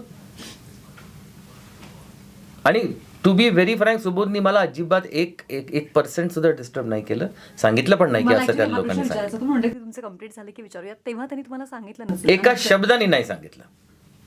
पण काम करत असताना तो मला म्हणाला की सर तुम्ही हा रोल सगळा वाचलेला आहे, सगळं केलं. कारण त्याचे डायलॉग जे होते, माझं एक त्याला म्हणणं होतं की हा जो आहे खासाहेब, तो मराठी नाही बोलणार आणि उर्दूवरती तुमचं प्रभुत्व आहे थोडंफार. पण त्यांनी मला सांगितलं की नाटकात तर खासाहेब मराठी बोलले होते, नाटकातले सगळे डायलॉग मराठी आहेत त्यांचे, त्याच्यात झलक आहे अशी उर्दूची. पण मी म्हटलं ते नाटक त्या काळचं होतं, पहिली गोष्ट. दुसरं म्हणजे मराठी ऑडियन्स करता ते बनवलं गेलं होतं. स्टेज पाहणारा ऑडियन्स वेगळा असतो, सिनेमा पाहणारा ऑडियन्स वेगळा असतो. त्या काळचा ऑडियन्स वेगळा, आजचा ऑडियन्स वेगळा. आणि हा बरेलीहून आलेला माणूस आहे, हा काही महाराष्ट्रात जन्मलेला माणूस नाही आहे मराठी बोलण्याकरता. तो बरेलीहून आलेला आहे, त्याला कसं काय मराठी येणार. त्याची मुलगी लहान आहे जेव्हा तो आला तेव्हा, ती मोठी होईपर्यंत मराठी बोलू शकते, कारण व्हॅलिड.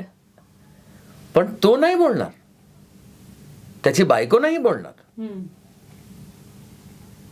बरं, त्यामुळे म्हटलं मी उर्दूच बोलणार त्या कॅरेक्टरला. म्हटलं बघा सर, आपण मराठी पिक्चर बनवतोय, तर मराठी प्रेक्षक ऑब्जेक्ट नाही करणार की तुम्ही मराठी पिक्चरमध्ये उर्दू डायलॉग. म्हटलं अवश्य करतील. आणि कधी करतील, जेव्हा ते त्यांना चुकीचं वाटेल तेव्हा. तुम्हीच आत्ता मगाशी विचारलेल्या प्रश्नाचं उत्तर दिलं, बदल. हा बदल, हा जो सहजपणे त्यांनी रिडिंग हिज ऑडियन्स त्यांनी तो आणि मला केला. असं वाटतं की त्या कॅरेक्टरसाठी ते गरजेचं आहे. आणि आपले जे डायलॉग रायटर आहेत, म्हणजे प्रकाश कापाडिया, ते त्यांनी स्क्रीन प्ले लिहिला आणि हिंदीचे वगैरे सगळे डायलॉग त्यांच्याकडनं लिहून घेणार, किंवा मराठी डायलॉग ज्यांनी लिहिले, त्यांचं आठवत नाही आहे नाव मला आता, त्यांनी ते सगळे डायलॉग मराठीमध्ये लिहिले होते. ते मी उर्दूमध्ये करून घेतले. म्हटलं त्याचा संवाद त्याच्या बायकोबरोबर किंवा पुतण्यांबरोबर किंवा मुलीबरोबर त्याच भाषेत त्याच्या झाला. भाषेत असलं पाहिजे. तो मराठी नाही बोलणार त्यांच्याशी, किंवा तेही त्याच्याशी मराठीत नाही बोलणार. कारण तू ऑब्झर्व केलंस तू ही गोष्ट, ज्या व्यक्तीला तुम्ही पहिल्यांदा भेटल्यानंतर ज्या भाषेत बोलता, आयुष्यभर तो भेटल्यानंतर तुम्ही त्याच भाषेत त्याच्याशी बोलता. Have you observed it? तुमचं कॉन्व्हर्सेशन त्याच भाषेत लॉक होतं त्या व्यक्तीबरोबर. अग्रीड. कळलं का? तर मग आता ते करायचं काय? तुम्ही म्हटलं मला दे, मी करतो. मी पण काहीतरी करण्याचा प्रयत्न केला. आमचे मित्र आहेत दिल्लीत, तहसीन मुनव्वर म्हणून, त्यांना मी फोन केला. ते म्हणाले मुझे भेजिए, मेल कीजिए. हां, ते खुश झाले एकदम. आणि त्यांनी पण काहीतरी करून पाठवलं. मग मी त्याच्यानंतर विचारलं, हे असं केलं तर असं काय होईल. हे करत करत आम्ही केम टू सम कन्सेन्सस. आणि मग ते करून माझ्या ऑफिसवरनं मी सुबोधला ते मेल केलं. आणि मग ते सीन्स वेगळे ठेवले गेले सगळे. आणि मग त्याचं शूटिंग झालं. शूटिंग झाल्यानंतर ते ऐकायला मस्त वाटलं. तो पहिला सीन कुठला शूट झाला होता माझा माहिती आहे? कोणता? त्या वेशामध्ये, त्या गेटअपमध्ये पहिला सीन. त्याच्या आधीची एक गोष्ट सांगतो, फार इंटरेस्टिंग गोष्ट आहे कट्यारची. सुबोध माझ्याकडे जेव्हा आला, त्याने सांगितलं की सर कट्यार काळजात घुसली करतोय. म्हणलं हो, माझ्या कानावर आलंय, चांगली गोष्ट आहे, कर. पण मी तुमच्याकडे आलोय एका कामासाठी. म्हणलं काय? तुम्ही या चित्रपटात काम करावं असं मला वाटतं. म्हटलं बरं, कुठला रोल करावा असं वाटतोय? खान साहेब. हो. म्हटलं बरं ठीक आहे करतो. नाही तुम्ही चांगलं कराल, उर्दूचं चांगलं होईल, तुमचं म्युझिकचं नॉलेज तुम्हाला आहे. मी म्हटलं फक्त मी गाणार नाही, let me concentrate on performance. कारण एक तर मी क्लासिकल सिंगर नाही आहे आणि चांगल्या गायकाकडनं गाऊन घे कुठले तरी. तेव्हा शंकर एहसानला म्युझिक करतात, तर शंकरला विचार म्हटलं कोणाला घ्यायचं ते. चांगल्या गायकाला घे, मी लिपसिंग करायला तयार आहे, let me concentrate on my performance. तो म्हणाला सगळं ठीक आहे पण मला एकच प्रश्न आहे. म्हणलं काय? तुम्ही म्हातारे दिसाल. हाय हाय. म्हटलं आता मी बघतीये म्हणजे सरांची स्किन बघते ग्लो करतीये. म्हणजे मी तिकडे पण येणार आहे की काय आहार आहे काय, म्हणजे त्याच्यासाठी रुटीन फॉलो करते. अगं मी माझ्या चेहऱ्यावर आजपर्यंत साबणाशिवाय दुसरं काहीच लावलं नाही आहे. मी एकही क्रीम लावत नाही. मी आयुष्यात कधीही कुठल्याही सलॉनमध्ये जाऊन फेशियल घेतलं नाही आहे. जेनेटिक? हा जेनेटिक पण आहे, स्वतःची थोडी काळजी पण घेतो, रेग्युलर फिजिकल एक्सरसाइज करतो, फिजिकल वर्कआउट करतो, which makes world of a difference by the way. पण some credit definitely goes to my mother की ते तिच्याकडनं आलेलं आहे. पण ते नुसतं येऊन उपयोगाचं नाही, त्याची काळजी पण घेतली पाहिजे. एनिवे, तर ते डायलॉग्स आम्ही केले सगळे. आणि पहिला सीन कुठला शूट झाला माहिती आहे का? जेव्हा मी घरी येतो आणि बघतो की सदाशिव जो आहे तो त्यांचं गाणं गातोय आणि तो त्याला थांबवतो आणि मग त्या रेकॉर्ड्सवरती पाय ठेवून जो जातो आणि तो जरीना बरोबरचा सीन, तो पहिला सीन होता, प्री क्लायमॅक्स. म्हटलं अच्छा बरं करूया. आणि तो पहिला सीन, पहिल्या त्या 4 शॉट मध्ये सुबोधला कळलं की मी काय सूर पकडलाय. क्या बात आहे यार. काटाला. आणि त्यांनी त्यानंतर एका शब्दाने मला सांगितलं नाही की तुम्ही असं करू नका, असं करा. एका शब्दाने नाही सांगितलं. वा वा. आणि पर्टिक्युलरली जेव्हा तो जिंकतो 14 वर्षांनंतर खान साहेब, तेव्हा मला उठून डायलॉग होते की हुजूर 14 साल में ये रहा वो रहा फला. जेव्हा तो म्हणतो ना की आज के राजगायक हैं खान साहेब, तिथपर्यंत ते उठून तो डायलॉग बोलतो वगैरे, त्याची रिहर्सल झाली होती. पण मला सडनली काय झालं मला माहीत नाही, टेक स्वतः म्हणजे काटे अंगावरती काटा आला माझ्या. टेक सुरू झाला आणि तेव्हा जे अनाऊन्स त्यांनी केलं की विजेता आहे खान साहेब, त्याच्यानंतर मी जो उठलो आणि जो अल्लाह असं म्हटलं ना, सगळे असे झाले एकदम धाडकन. ते सडनली एका सेकंदात माझ्या डोक्यात आलं आणि ते रिहर्सलमध्ये मी नव्हतं केलं. आणि ते तसं केल्यामुळे सुबोध पण हल्ला एकदम. हे क्या हो गया. वा वा वा वा. तो आउटबर्स्ट होता ना त्या फ्रस्ट्रेशनचा. त्या कॅरेक्टरने खरं हेच केलं असतं. हा. आणि ते करत करत मग तो एक एक करत ते सीन्स होत गेले. त्याच्यात ते शेअर नव्हते जे मी टाकले नंतर. क्या बात है. कि पंडित जी आपकी जीस्त खुद एक अंजुमन सही, लेकिन जमाना हमसे है, माहौल हम बनाते हैं. खरंच सर. आणि आता जो माहोल बनलेला आहे मला खूप असं मनावर आणि ते दगड ठेवून डबिंग सांगावं डबिंग त्याचं झालं माझं. पण सुबोधने मला सांगितलं बाकीचे लोक, मी त्यांना विचार बाकीची पण मंडळी आहेत जी उर्दू बोललेली आहेत, तर म्हणजे सर तुम्ही याल डबिंगला. म्हटलं ऑफकोर्स येणार. त्या सगळ्यांची डबिंग मी अटेंड केलेली आहे. मला असं हे ना एक्स्ट्राचं देणं, म्हणजे मला पूर्ण या प्रोसेसमध्ये जाणवलं की आली माझ्याकडे स्क्रिप्ट, मी त्याच्यावरती काम करेल नाही. मला असं वाटतं की याच्यामध्ये हे ॲडिशन व्हायला पाहिजे आणि हा त्यांचा एक्सपिरियन्स तिकडे. Yes. आणि मी उभा होतो तिथे सगळ्यांसाठी, साक्षीसाठी सुद्धा, त्या 2 पुतण्यांसाठी सुद्धा, अमृतासाठी सुद्धा तिथे उभं राहून मी माझं झालं होतं डबिंग.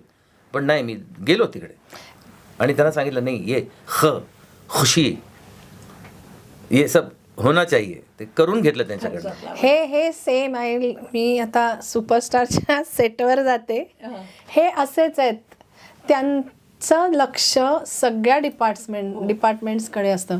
मुलं नीट उभी आहेत ना, त्यांचे कपडे नीट आहे, कन्सिडरिंग त्यांची वय, कुठेही काही नीट विचित्र दिसायला नको, सगळं नीट पाहिजे, लाईट्स हे ते, म्हणजे ज्या गोष्टी आम्हाला कळायला कदाचित पुढचा जन्म घ्यायला लागेल खरंय, ऑनेस्टली. अगदी खरंय. हा, की या माणसाचं लक्ष अष्टावधानी कसं असतं. अष्टावधानी हा दुसरा त्यांना दिलेलं मी एक पद आहे म्हणा, किंवा ही इज लाईक दॅट, अष्टावधानी. त्यांना हे सगळ्याचं भान असतं. गाणं, स्केल, हे ते, गाण्याकडे लक्ष, पण पोस्ट एडिटिंग बस. प्रोमो पण येतो तेव्हा हां. पण त्यांचं लक्ष असतं किंवा- की या प्रोमो मध्ये काय टाकलंय, काय रिॲक्शन आमची घेतलीये. बरोबर आता ना? येणारा आमचा एपिसोड बघा, त्याच्यात आदर्शच्या एंट्रीला त्यांच्यातला डायरेक्टर त्यांनी सांगितलं आम्हाला की चला आपण ना ही स्टेप करूया, आणि खरंच ते इतकं गोड दिसतंय. मी म्हटलं तसं झाल्यानंतर लक्षात येतं की हा एवढूसा change, but it made a difference. So आणि ते रॉकेट सायन्स नव्हतं, अतिशय सिम्पल स्टेप होती, पण सगळ्यांनी एकत्र ती सिंक्रोनाइज केल्यामुळे जी काही दिसते ना, ग्रँड, एकदम ग्रँड दिसते ती. म्हणजे तो परफॉर्मन्स जिवंत झाला आमचा. सर, आपण जर पाहिलं तर मागील 4 सीझनपासून, म्हणजे हा 4था सीझन आहे मी होणार सुपरस्टार छोटे उस्तादचा, आपण ह्या शोला परीक्षक म्हणून आहात.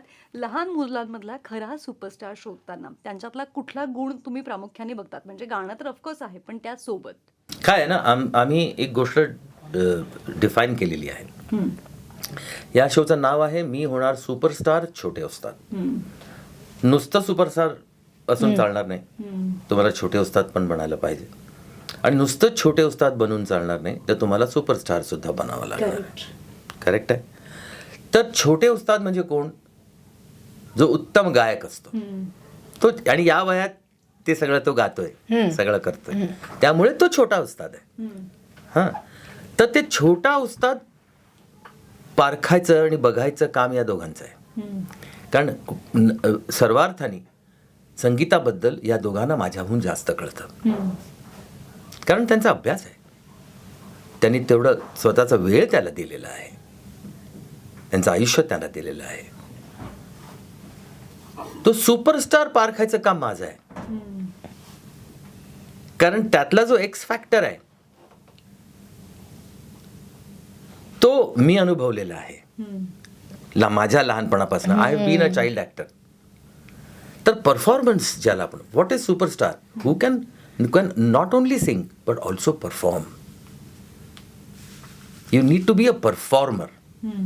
तर ते परखायची जबाबदारी माझ्यावर आहे. छान. वैशाली, तुझं काही वेगळं मत आहे? हे छान आहे ना, डिव्हिजन ऑफ लेबर केलेलं आहे आम्ही. आणि खरंच आत्ताच्या सीझनमध्येही हे झालंय. सरांनी एका विद्यार्थ्याला आमच्या, त्यांनी ऑलरेडी त्याचा पहिला परफॉर्मन्स बघूनच अनाऊन्स केलं, त्याला विचारलं की तू माझ्या पुढच्या पिक्चरमध्ये काम करशील का? वाव. हां. आणि आता त्याचे जसजसे परफॉर्मन्सेस होत जात आहेत, आम्हाला लक्षात येतं आहे की हो, हा सुपरस्टार होण्याच्या दिशेने त्याचा प्रवास चालू आहे. सो ते जे म्हणतायत ते खरं आहे की इन टोटो आर्टिस्ट म्हणून तुम्हाला सादर होणं किती गरजेचं आहे, आणि असतं ते तसं बाहेर यायला हवं. सो आम्ही, मी आणि आदर्श, आमचा कल जास्त सूर, ताल, शब्दांना न्याय देणं वगैरे हे सगळं आपोआप होतं. हे ठरवलेलं नाही आहे. अगेन त्यांना ते सगळं न देखे रवी ते देखे कवी म्हणतात तसं आहे यांचं, की त्यांना त्याच्यातला तो एलिमेंट कळतो. किंवा असंही झालं आहे गेल्या 3 पर्वात की एखादा पार्टिसिपंट थोडासा डल गातोय किंवा अजून, पण ते इतकं छान बूस्ट करतात आणि तो डिफरन्स नंतर पुढच्या त्याच्या परफॉर्मन्समध्ये दिसतो.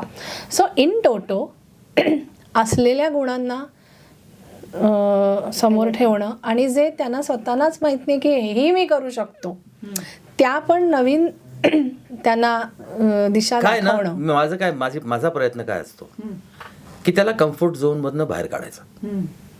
तुम्ही त्याला कम्फर्ट झोन मधनं बाहेर काढलात की पॉसिबिलिटी होते शॉक व्हॅल्यूची, आणि ती शॉक देते फक्त ऑडियन्सला नाही, त्याला स्वतःला सुद्धा. खरे, अरे आपण काय केलं, आपण करू शकलो. सगळ्यात हे महत्त्वाचं बहुत आहे. जरुरी है ना? आहे की त्याच्या आजूबाजूला जे संगीत असतं, एक तर त्यांची वय लक्षात घेता 7, 8, 9, 10 भार तर 14 मुलं आहेत. किती एक्सपिरियन्स असेल, किती ऐकलं असेल त्या मनाने, म्हणजे ज्या वयात आम्ही जेवढं ऐकलं होतं त्या मनाने या वयातले मुलं खूप ऐकतात आणि आता. पुन्हा तुम्हाला त्यांच्या भाषेत समजून सांगायचं. एक्झॅक्टली. सो ही सगळी आमची एक फार गोड कसरत असते जे आम्ही करत असतो. आणि सॉरी, तुझा प्रश्न काय होता? चौथ्या हेच तू बरोबर हे सेम बरोबर ना? हां. काय ह्यांच्यातलं काय बघता तुम्ही value बघत असतात. असा स्पार्क कसा दिसतो? आणि हे सगळं करता करता आत्ता असं झालं, एक मुलगा खूप सिरियस, तो बहुतेक आम्हाला घाबरत होता. बर. म्हटलं अरे आम्ही we are the last people on the earth की ज्यांना तू दडपण होतं त्या 3 दडपण जजेस होतं समोर त्याला. बसलेले आहेत. बिचारा त्यांनी कधी असं स्टेजवर उभं राहून असं नाही गायलेलं. जसं मला होतं. करेक्ट. सर, मला जसं आता तुम्ही म्हणाला की मी पण त्याच लहान वयातनं गेलेलो आहे, त्यामुळे कुठेतरी असं रिफ्लेक्शन जाणवतं का की अरे आपणही असं स्टेजवरती होतो आणि ते बालपण पुन्हा अनुभवता येतं ह्या छोट्या अर्थात मी बोललो पण परवा की तुम्ही मुलं आम्हाला आमच्या बालपणात घेऊन जाता. जेव्हा जेव्हा तुम्ही समोर येऊन परफॉर्म करता तेव्हा आम्हाला दुसरं काहीच आठवत नाही आमच्या बालपणाशिवाय. आणि सगळ्याच स्पर्धा माझं आठवल्या असतील हो, आणि ह्यांना तरी शाळा बिळा आठवत असेल. मला तर फक्त कॅमेरा आणि डिरेक्शन, लाईट्स आणि ट्रॉली, तीच त्यांची शाळा होती. तीच माझी शाळा. आणि माझे नातेवाईक म्हणजे हेच ना, कॅमेरा, लाईट्स, लाईटमॅन, हे सगळे माझे नातेवाईक, स्टुडिओ. तर मला ते नक्कीच मागे जातो आम्ही. नाही, आणि ह्याच्यात मी अजून एक ॲडिशन करेन. बऱ्याचदा असं होतं, आत्ता मला एक अनुभव आला.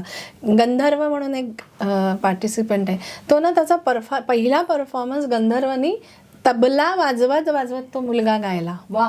आणि Which is very difficult, which is very difficult. कारण मी म्हटलं असं, आणि हे मला स्वतःला रिअलाईज झालं की आपण बऱ्याच गोष्टी डोक्यात धरून वागतो की हे कठीण आहे आणि आपण त्या ट्राय करायला जात नाही. व्हेअर ॲज गंधर्व त्याच्या वयात त्याला कोणी हे सांगितलंच नाही की हे नाही जमणार आहे, आणि म्हणून त्यांनी ते केलं.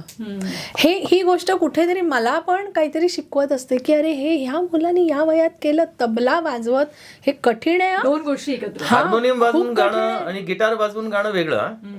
हाताने तालवाद्य वाजवत गाणं, म्हणजे सूर आणि ताल दोन्ही गोष्टी तुम्ही हँड इन हँड करताय, हे खूप कठीण आहे. आणि इट वॉज, मी बोलले ते माझं स्वतःचं रिअलायझेशन होतं की अरे ह्या मुलाला हे कोणी सांगितलंच नाही आहे की हे शक्य नाही आहे, आणि म्हणून त्यांनी केलं. मग आपल्याला नको का बदलायला? हे येतं माझ्यात की अरे आपण स्वतःला लिमिटेशन्स घातलेत का, आजूबाजूच्या काही गोष्टींनी आपण बांधून ठेवलंय का स्वतःला. सो हे जे 4 महिने आम्ही शूट करतो ना, बऱ्याचदा असं होतं की अरे हे काय आहे, शाळाच आहे ही आमची पण शाळा आहे. म्हणजे मी सरांबद्दल नाही म्हणणार ही गोष्ट, पण मी आणि आदर्श असं बऱ्याचदा अनुभवतो, अरे हे काय असं नसतं. सो आमची पण एक वेगळी शाळा चालू असते त्याच्यात. खूप गोड. ओके, अजून एक गोष्ट जी आहे ना, ती मला प्रकर्षाने खूप खटकते, पण मला असं वाटतं कुठेतरी आपण आता ह्या सिस्टीमचा एक भाग झालो आहे आणि शक्य होईल तेवढं त्याच्याकडे दुर्लक्ष करायचं. सोशल मीडियामध्ये आपण वावरत असतो आणि वावरावं लागतं पर्यायाने. तिथे काही चांगल्या प्रतिक्रिया येतात, काही वाईटही येतात. तर कलाकार म्हणून आज कुठेतरी एक प्रकारचं सामाजिक पॉलिटिकल प्रेशर आहे का, की आपण व्यक्त होताना फार विचारपूर्वक व्हावं? नाही, व्यक्त होताना आत्ताचा काळ असा आहे की तुम्हाला विचारपूर्वक व्यक्त व्हायलाच हवं. You have to choose your words. पण ह्याचा अर्थ दुसऱ्यांच्या टर्मनी जगावं असा होत नाही. स्वतःचं आयुष्य सॅक्रिफाईस करून नाही जगायचं. कोणाला तरी पटत नाही म्हणून मी नहीं. मेरा महबूब बहरहाल है महबूब मेरा, सबका मंजूर नजर हो या जरूरी तो नहीं. आणि people can differ, people have a right to differ. पण ते डिफर करत असताना तुम्हाला कोणी विचारलं तर उत्तर द्या ना की तुम्हाला हे पटत नाही म्हणून. हा सिनेमा बघून हा सिनेमा आम्हाला आवडला नाही, तुमचं काम या सिनेमात आम्हाला आवडलं नाही, मग तो कोणी असो, करेक्ट ते बोलायचा तुम्हाला अधिकार आहे. करेक्ट. आमच्या पर्सनल लाईफमध्ये पडायचा तुम्हाला अधिकार नाही, कारण आम्ही तुमच्या पर्सनल लाईफमध्ये नाही पडत. करेक्ट आहे ना? करेक्ट आहे. हा, आमच्या पर्सनल लाईफमध्ये नाही जायचं. मग आमच्या फॅमिलीला समजून घेत ना लोक, नाही ते नाही समजत, तो त्यांचा प्रॉब्लेम आहे. आणि ज्याला आपण काय करू शकत नाही आणि करायला जाऊही नाही आपण, आपला टाइम वेस्ट होईल. आपला वेळ खूप महत्वाचा आहे. आम्हाला असे शोज करायचे आहेत, पिक्चर्स बनवायचे आहेत, हिला गाणी गायचं आहेत, आम्हाला तुझ्याकडे यायचं आहे, आम्हाला हे महत्वाचं आहे आमच्याकरता. तर हे करायचं करायला वेळच मिळणार नाही ना जर आपण समाज सुधार करायला नाही, गेलो मला तर. प्रांजळपणे सांगावं असं वाटतंय सर. तुमचे जेव्हा व्हिडिओ आमच्या सोशल मीडियावरती गेलेत, तुम्हाला कौतुक करणारे, तुमच्यावरती प्रेम करणारे असंख्य आहेत. पण काही चारडोकी अशी असतात जे वाईट बोलतात आणि ते आम्हाला टॅग वगैरे करतात. तुम्ही विचारही केला होता की टाईप करून त्यांना बोलावं, पण माझ्या टीमने म्हटलं की तू किती जणांना सांगा. एक्झॅक्टली. नाही बघ तरी सुद्धा काउंटर केली तर किती काय म्हणशील तरी सुद्धा प्रेम करणाऱ्यांची संख्या खूप क्या जास्त बात आहे. खूप जास्त आहे, खूप जास्त आहे. That's so true. काळजी करण्याचं काम कधी होईल जेव्हा ती संख्या कमी होईल. हा, सो वेल सेड. म्हणजे मी कित्येकदा ना तुला माहिती टाईप केले पॅरेग्राफच्या पॅरेग्राफ आणि नंतर मला म्हणाले की तू काय उपयोग नाहीये. ते लोक वरचं कॅप्शन पण वाचत नाही, तर तुला काय वाटतं अशी मी सुरुवातीला होते की मला ना तो त्रास व्हायचा दिवसभर ती गोष्ट. म्हणजे माझ्या बाबतीत नाही, कोणी माझ्या आसपासच्या माझ्या लाडक्या व्यक्तींबद्दल म्हणजे की हे असं कसं बोलता? बोलतं ना. म्हणजे शाहरुखला कोणीतरी विचारलं होतं की त्याला असा एक काळ आला होता काळ की त्याला प्रचंड प्रमाणात ट्रोल केलं गेलं. तर ते जवळची एक व्यक्ती होती, त्यांनी विचारलं की डिस्टर्ब नहीं हो रहा है आपको? तो बोला देख भाई, एक आदमी जिसने जिंदगी में कुछ नहीं किया वो अगर इस तरह का ट्रोल करने के बाद रात को जाके आराम से सो रहा होता है ये समझ के कि उसने आज बहुत बड़ा काम किया, तो उसकी उस नींद का कारण मैं हूँ. I am happy about. तो I am happy about it. So true. This is great how you take it. So true. मला त्याचं उत्तर इतकं आवडलं होतं की सर शाहरुखचं. म्हणजे खरंच किती मोठ्या प्रमाणावरती आज आपण बघितलं ना, नॉर्मल जरी कोणी काही बोललं की तिथे खाली येतातच. मी माझ्या टीमला विचारलं, म्हणजे असं का होतं, तर ते मला म्हणाले की हे ना आपल्या पेजवरचे आपले सबस्क्रायबर्स किंवा फॉलोअर्स नाही आहेत, ट्रोलर्स नावाची एक कम्युनिटी सेट झालेली आहे, जे कुठेतरी जातात, ते कमेंट करतात, त्या कमेंटला लाईक That's their profession आहे. ते त्यांचं profession. बट मला तरी असं वाटतं की त्याच्यातून पैसे सुद्धा कमवत असतील ते त्यांचं Might be. प्रोफेशन आहे सर. कदाचित. असं करू शकतात, कारण की ते प्रत्येक ठीक आहे. पेजवरती जातात. हा पण ठीक आहे ना, कमवू दे ना त्यांना, कमवू दे. आणि माझ्यासारख्या माणसाला ज्याचं आता 62वं वर्ष या 31 डिसेंबरला कंप्लीट होणार आहे करिअरचं आणि 63वं वर्ष सुरू होणार आहे जानेवारीपासून, तर करिअरच्या 63व्या वर्षी जर मी या लोकांना इतका महत्त्वाचा वाटत असेल तर ह्याच्याहून जास्त मला काय पाहिजे. कुठल्या ॲक्टरच्या 63व्या वर्षी इतका इम्पॉर्टन्स मिळाला आहे. म्युझिक दिलं मी. आणि बाय द वे सोशल मीडियावरती मी आता इतका पॉप्युलर आहे की ज्याच्यामुळे मला भरपूर ॲड्स पण मिळत आहेत. करा तुम्ही ट्रोल अजून. तर ठीक आहे ना, हा पण बदल आहे. आता या बदलाला आता त्याची निगेटिव्हिटी आपण बाजूला ठेवूया किंवा आपण ती सुधारू नाही शकत. तर ते सुधारायला जायचं कशाला त्या वाटेला उगीच चौकीच. तुम मजा करो हम मजा करें. क्या बात आहे. पण हे सांगताना ही जी सगळी पोरं आहेत ना, ही सगळी करणारी, हे जे काम करणारी आहेत ना, ज्यांना हे खूप छान वाटतं, ही पोरं आहेत. त्या पोरं असल्यामुळे मी त्यांना भरभरून आशीर्वाद देतो. किती गोड. त्यांचं आयुष्यात भलं व्हावं, ते खूप मोठे व्हावे, त्यांनी नाम कमवावं. पण ते नाव कधी कमवणार, जेव्हा ते काहीतरी असं करतील, दुसऱ्यांना बाजूला ठेवून स्वतःच्या नावाला इम्पॉर्टन्स देतील, कन्स्ट्रक्टिव्ह आणि काहीतरी करतील, तेव्हा त्यांचं नाव होईल आणि ते व्हावं असा माझा त्यांना आशीर्वाद आहे. किती गोड, किती गोड, किती बॅलन्स. माझ्या ह्याच माईक आणि याच कन्सोलच्या साक्षीने सांगते, आजपर्यंत अनेक कलाकार स्टुडिओमध्ये येतात आणि कित्येक कलाकारांनी सचिन सरांबद्दल इतक्या छान गोष्टी सांगितलेल्या आहेत. आपल्याला माहितीही नसतं की पडद्याच्या मागे हा माणूस काय करतोय, किती लोकांना आत्मविश्वास देऊन त्यांचं करिअर घडवतोय. जसं मी तुम्हाला आत्ता रिसेंटली सांगू शकते की बिग बॉसचा जो शो तुम्ही बघतायत गेले अनेक सीझन, हिंदी पण मराठी पण, त्याचे क्रिएटिव्ह हेड केतन माणगावकर यांना त्यांच्या आयुष्यातला, त्यांच्या करिअरमधला पहिला रियालिटी शो जो काही मिळाला होता तो होता एकापेक्षा एक. ते तयार नव्हते. सचिन सरांनी ज्या पद्धतीचा कॉन्फिडन्स त्यांना दिला, त्यानंतर आज टेलिव्हिजन क्षेत्रामध्ये ते अत्यंत मोठं नाव झालेलं आहे. त्यामुळे कोणाच्या मागे कोणाचा आपण म्हणूयात ना मार्गदर्शन असेल हे आपल्याला माहिती नसतं. त्यामुळे उगाच एखादं वाक्य ऐकलं आणि त्याच्यानंतर लगेच आपण आपली जी काही आहे मतं व्यक्त केली तर ती खूप विचारपूर्वक करायला पाहिजे, कारण त्यामुळे तुम्ही व्यक्ती म्हणून कसे आहात ते सुद्धा इतरांना कळत असतं.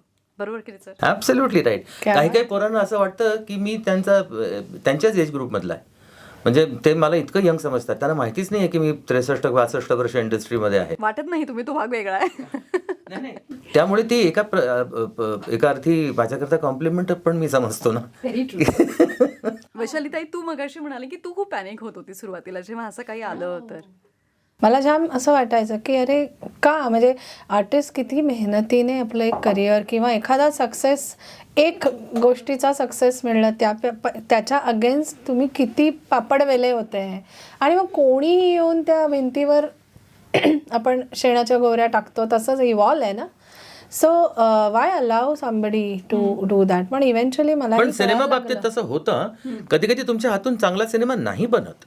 पण तेव्हा त्यांनी बोलणं व्हॅलिड असतं कारण त्यांनी Absolutely पैसे खर्च valid आहे. केलेले असतात आणि ते हां, आले हां, असतात. त्यामुळे तो absolutely त्यांना- valid आहे. त्याबद्दल पण तुम्ही बोला. सिनेमा न बघता बोलणं हे मला कुठेतरी असं वाटतं की अत्यंत चुकीचं आहे. Exactly. हां. You have no right. काही काही लोक तर अशी टिपलेली असतात की बाबा हा पिक्चर कधी फ्लॉप होतो. It is not wrong. Fair, not fair, it's he not mentality healthy, it's not healthy. चुकीची आहे. हे म्हणजे मला वाईट तेव्हा वाटतं की क्रिएटिव्ह एखादा नाही गाणं माझं आवडलं, बोला, काही हरकत नाही. माझ्या मेहनतीवर कोणी डाऊट घेतला ना की मला त्रास होतो, कारण त्याच्यापाठी खूप काही लागलेलं असतं. बरं, आपल्याबरोबर आपणच नाही, आपले अख्खे घरचे लागलेले असतात. खरंय, खरंय. सो पण आता मला लक्षात आलंय की हे सगळं सुपरफिशियल आहे. जसं सर मगाशी म्हणाले, आज AI दुसरं काय असेल माहीत नाही. 6 वर्षांपूर्वी इन्स्टा एवढं होतं का, हे होतं का, आता आलंय. अजून 2 वर्षांनी आणि काय प्रकार येणार वी डोंट नो. सो माध्यमं बदलणार आहेत, जेन्युइन काम करत राहणं हे एकच आपलं काम आहे. परत मी त्या पॉईंटला येते आणि हे बंद करा विषय, नको.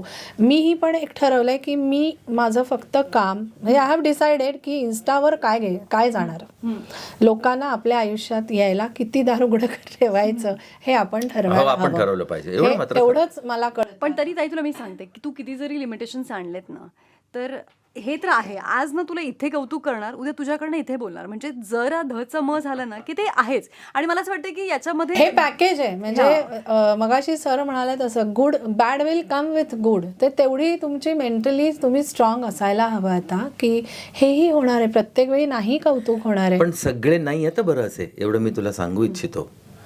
हे जेनझीचे आहेत ना सगळे, ते सगळे याच प्रकारचे आहेत असं नाही, खूप छान आहेत.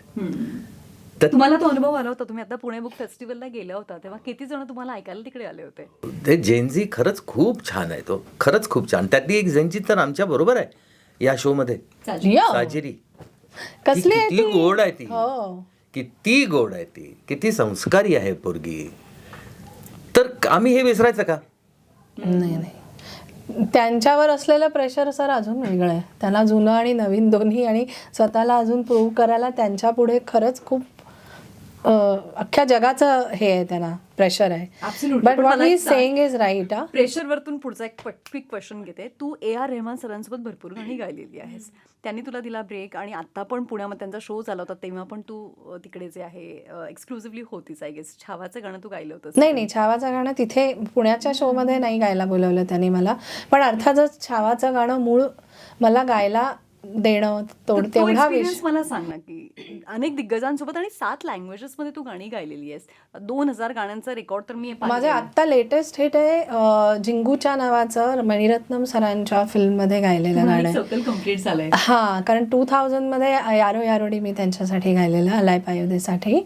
आणि आता मणिरत्न, अजून काय पाहिजे ना, मणिरत्नम सर, रेहमान सर आणि कमला हसन असं कॉम्बिनेशन, त्यांच्याबरोबर काम करायला मिळणं माझ्यासारख्या गायिकेला अजून काय पाहिजे. आणि ते गाणं तिकडे खूप चाललं आहे. सो अगेन मला शब्द आणि भाषा हे माझं प्रेम आणि माझं वेड आहे. तर त्या भाषेतलं वाटणं आपण, हे महत्त्वाचं असतं.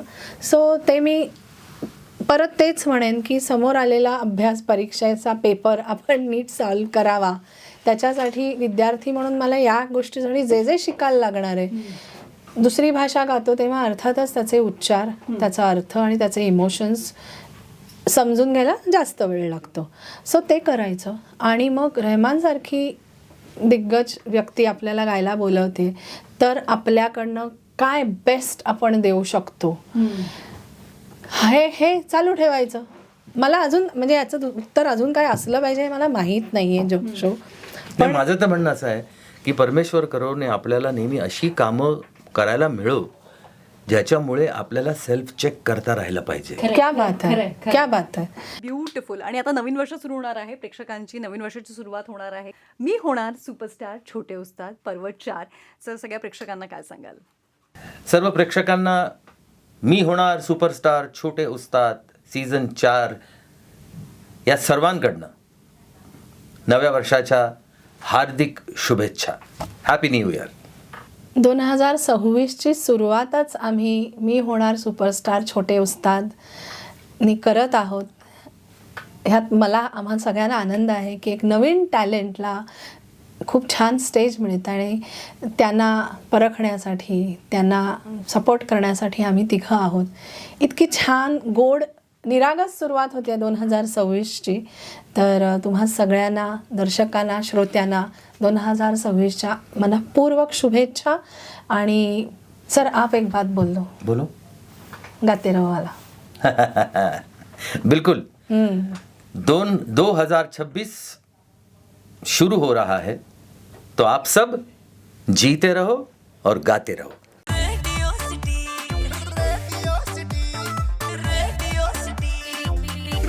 सिटी रग रग में दौड़े सिटी.